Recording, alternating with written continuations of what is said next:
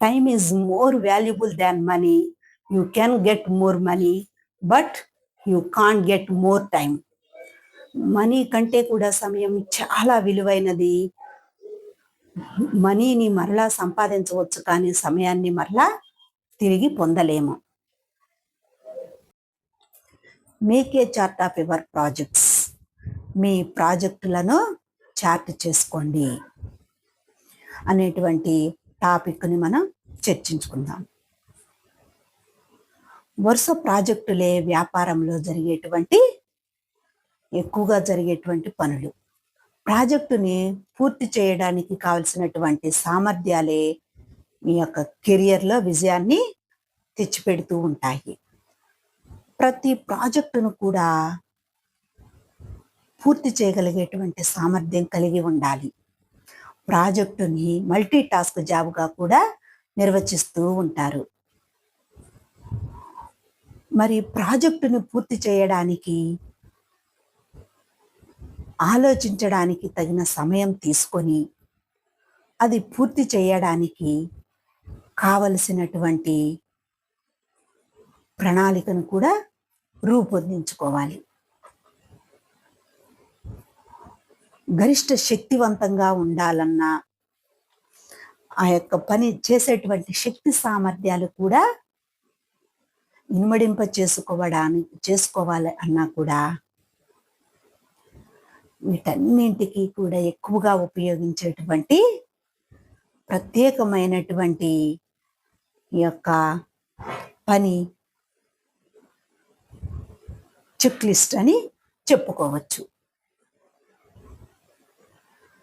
ఈ యొక్క check list అనేది ప్రతి ఒక్క పనికి కూడా ఏదైనా ప్రాజెక్టును పూర్తి చేయడానికి మొదటిగా రూపొందించుకున్నటువంటి యొక్క ప్రణాళికే లిఖితపూర్వకమైనటువంటి జాబితానే చెక్ లిస్ట్గా కూడా చెప్పవచ్చును. ఈ జాబితాను రూపొందించుకోవడానికి పట్టేటువంటి ప్రతి నిమిషం కూడా 10 నిమిషాల పనిని ఆదా చేస్తుంది. ఇక్కడ కూడా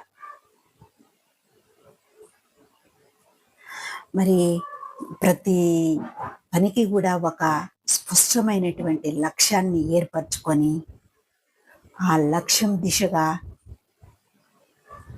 కృషి చేయవలసినటువంటి అవసరం ఉంటుంది.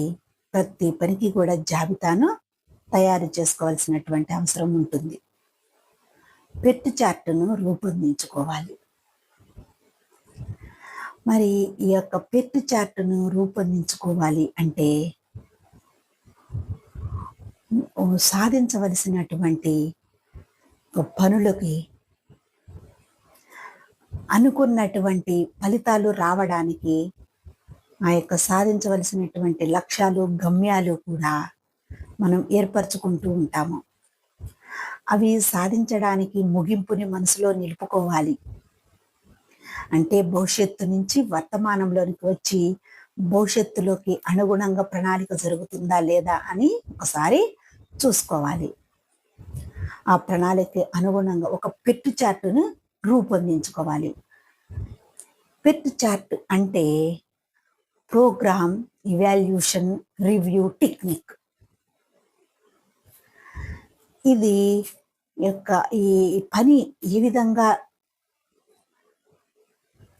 జరుగుతూ ఉంటుంది, అది ఎప్పుడు పూర్తవుతూ ఉంటుంది అనేటువంటి విషయాలని తెలుసుకోవడానికి వీలుగా ఉంటుంది.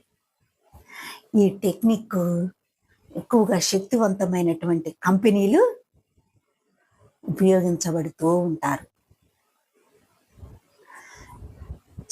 స్పష్టమైనటువంటి యొక్క లక్ష్యాలని అందరికీ కూడా వారికి అప్పగించాలి. స్పష్టమైన లక్ష్యాల గురించి ఎక్కువ చర్చలు జరపకుండా వాళ్ళకి లిఖితపూర్వకమైనటువంటి లక్ష్యాలను అందించాలి. అవి కూడా స్పష్టంగా ఉండాలి, ప్రామాణికంగా కొలవదగినవిగా ఉండాలి. కాలపరిమితి లేనివి ఇవి కూడా సక్సెస్ సాధించలేదు. డెడ్ లైన్ అనేది తప్పకుండా కలిగి ఉండాలి. వీటిని ఈ లక్ష్యాలని, ఉపలక్ష్యాలని సాధించడానికి ఒక వ్యక్తిని ఈ యొక్క పనికి, ఈ యొక్క ప్రాజెక్టును పూర్తి చేయడానికి కావలసినటువంటి యొక్క లక్ష్యాలని సాధించడానికి అతనికి అప్పగించాలి. అతనికి అన్నీ కూడా తెలుసని భావించకూడదు. స్పష్టమైనటువంటి లక్ష్యాలని అతనికి ఆ వ్యక్తులకి తెలియజేస్తూ ఉండాలి. వీటికి అప్పుడు మాత్రమే విజయం సాధించడానికి అవకాశం ఉంటుంది. ఒక నెలలో పూర్తి చేయాల్సినటువంటి పనిని 15-20 రోజులకే పూర్తి చేయాలి. ఆ టైంకి ఏవైనా అవాంతరాలు ఏర్పడవచ్చు.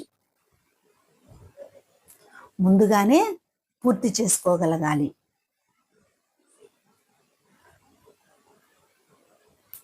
మనకి అత్యంత ఎక్కువగా ఉండేటువంటి సామర్థ్యం ఆలోచించగలగడం.